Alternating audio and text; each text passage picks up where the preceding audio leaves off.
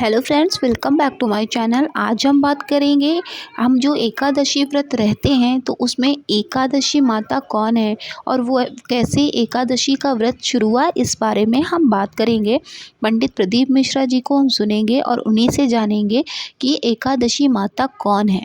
तो चलिए पूरा देखते हैं वीडियो को। साथ ही साथ वीडियो पसंद आएगा तो प्लीज़ चैनल को सब्सक्राइब करिएगा, वीडियो को लाइक करिएगा और शेयर करिएगा ताकि और भी लोगों को इस व्रत की और माता एकादशी की पूरी कहानी पता हो।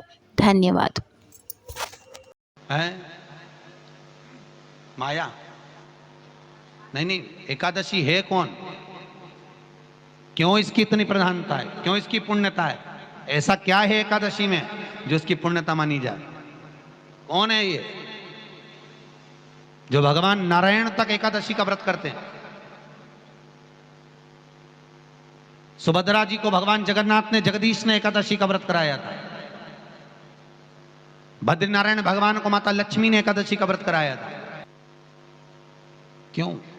चंद्रायण एकादशी व्रत की माता। एकादशी है कौन? तो कहा जिसको व्रत करने पर भगवान नारायण भी जिसका व्रत करते हो, भगवान माता लक्ष्मी जिसका व्रत करती हो, वो एकादशी है कौन? तो शास्त्र वर्णन करता है महाराज। स्कंद पुराण का सुंदर चातुर्मास्य खंड के अंतर्गत वर्णन आया है महाराज। एक बार भगवान विष्णु आनंद में विराजमान थे। पद्मावती और माता लक्ष्मी दोनों उनके पास में विराजी हुई थी। दोनों बैठी। भगवान लक्ष्मी और पद्मावती दोनों बैठी, एक सिर के पास, एक चरण के पास। कुछ समय बाद वहीं पर ब्रह्मदेव का आगमन हुआ और ब्रह्मा जी आगमन पाकर भगवान नारायण पद्मावती से लगकर उठे और उठकर लक्ष्मी की ओर झुके।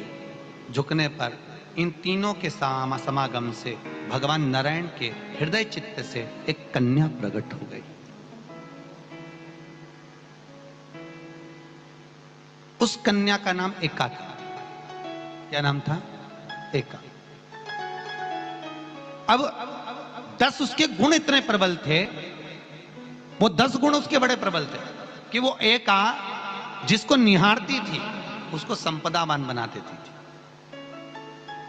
जिसको देख लेती थी उसके जीवन में वो आनंद की अनुभूतियां करा देती थी। एका जिस मार्ग से जाती थी उस मार्ग के द्वार खोल देती थी। एका का पुण्य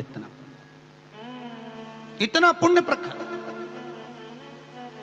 पद्मावती और लक्ष्मी ने कहा, महाराज ये बेटी आपके द्वारा निर्मित हुई है, इसका कन्यादान करना चाहिए। हमारे यहाँ हिंदू धर्म में रीति है, जिस दिन कन्यादान करा जाता है उस दिन व्रत रखा जाता है। अब आजकल रखते कि नहीं रखते हो मालूम नहीं, और कन्यादान करते समय व्रत रखा जाता है। व्रत रखना, एका का कन्यादान करना है। भगवान बोले कन्यादान करें, किसको दें? एका किसको दी जाए?